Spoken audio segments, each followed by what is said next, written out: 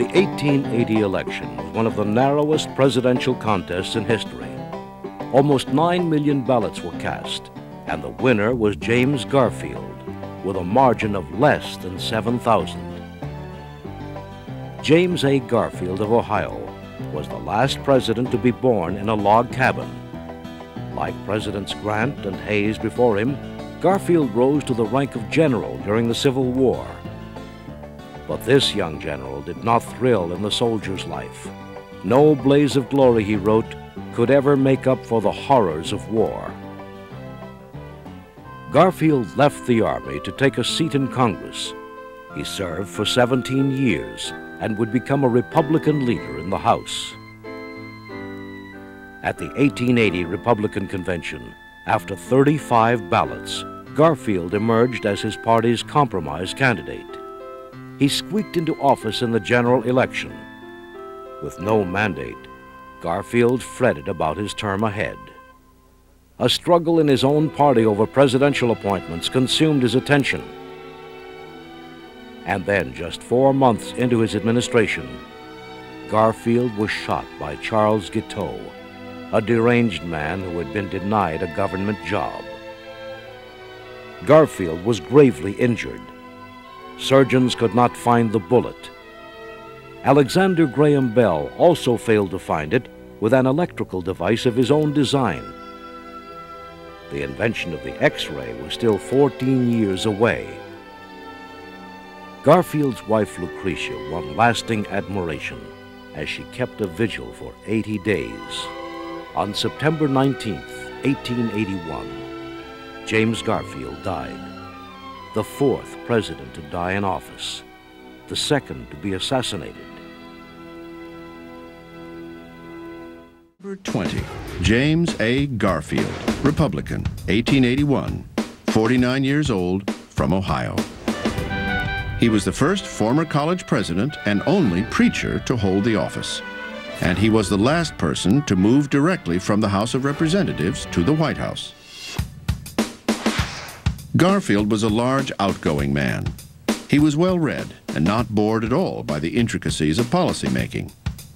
He's what today you would call a policy wonk. He was someone who would take an issue, for instance, like the tariff, and fill in notebooks with detailed calculations about how the tariff works and how different industries work.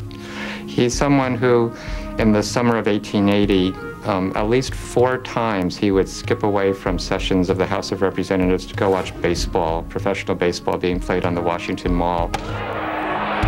As a politician, Garfield was known to be a bit of a waffler. It was something of a weakness that he proved to be not very decisive. He didn't seem to want to ruffle any feathers. He tried to make everyone happy, and in effect, he made no one happy.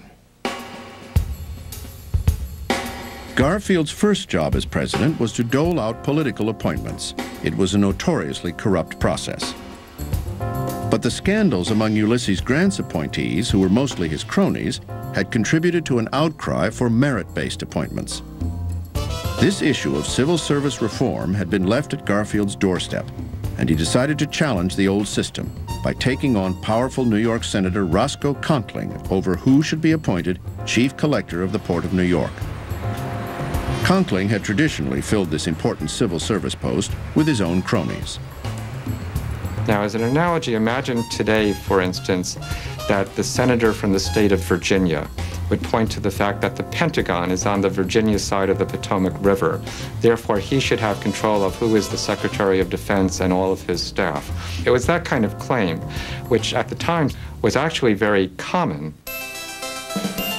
Garfield decided to challenge this political tradition by appointing a rival of Conkling's to be chief collector. It was a risky move for the new president. But despite a firestorm of opposition, Garfield held firm, and Conkling ended up resigning from the Senate in protest. Garfield wins, which surprised a lot of people. That was the beginning of the end of Conkling's machine and the old spoil system. Of course, Garfield didn't live long enough to see all the fruits of that victory. The series of events that would lead to the untimely death of President Garfield began in the early days of his presidency.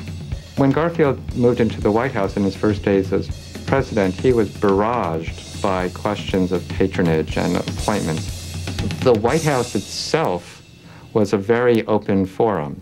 Anyone could walk in. There was no Secret Service protection at the time. Every day, Garfield would visit with office seekers.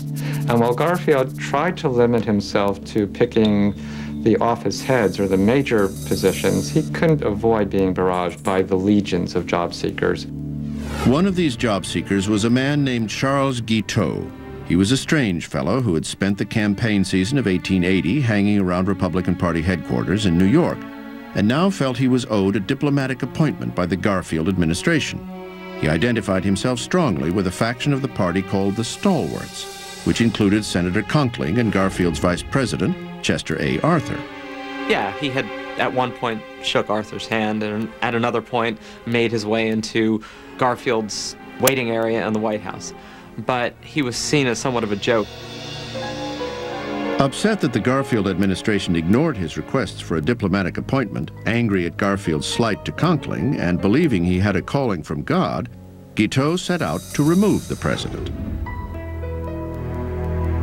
On July 2nd, 1881, Guiteau stalked Garfield to the Baltimore and Potomac Railroad station in Washington and shot him twice.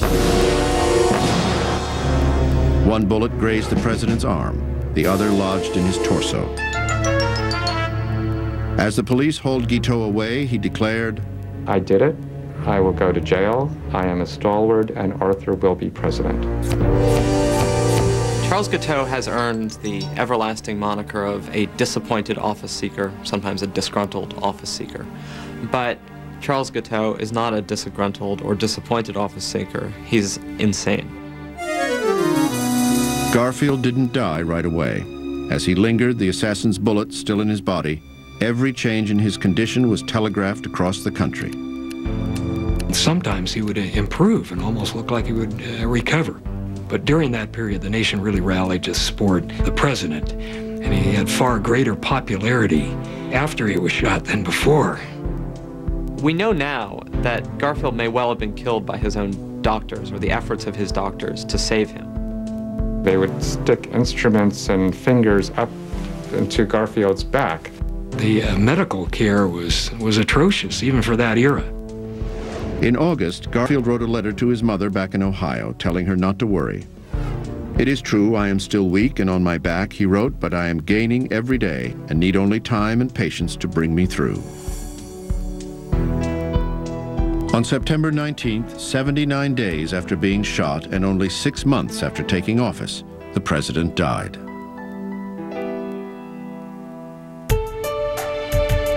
The only legacy of Garfield's brief presidency was his battle against the New York political machine.